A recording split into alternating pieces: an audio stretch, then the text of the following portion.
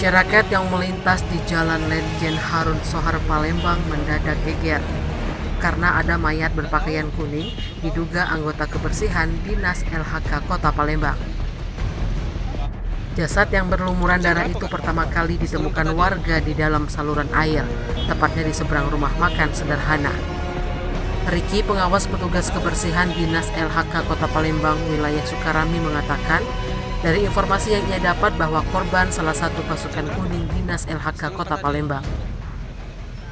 Petugas kemudian mengevakuasi mayat itu. Berdasarkan informasi dari temannya, korban bernama Darwin yang berusia sekitar 57 tahun. Riki mengaku sempat bertemu Darwin pagi tadi sebelum korban meninggal. Pantauan sumselupdate.com di lokasi penemuan mayat saat ini sudah diberi garis polisi.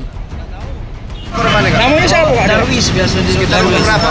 Umurnya berapa? Sekitar umuran 60 kurang lah Pak. Pekerjaannya apa? Hah? Pekerjaannya apa? Penyapuan.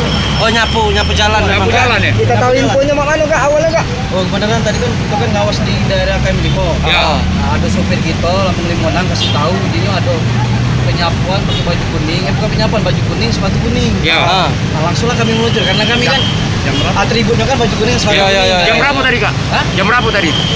Setengah jam yang lalu. Setengah 4 guys. Itu kondisinya seperti apa tadi Kak? Kondisinya cak mana Kak pas Kakak nengok ketemu ini? Sudah ada garis lain. Sudah ada polis lain. garis lain. Oke. Belum tahu apa tembok mobil atau apa belum tahu.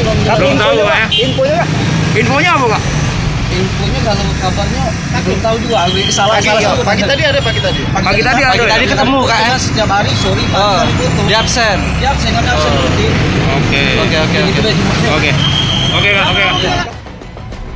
Akibat penemuan mayat itu, arus lalu lintas menjadi tersendat lantaran banyak pengemudi berhenti karena penasaran dengan peristiwa yang terjadi.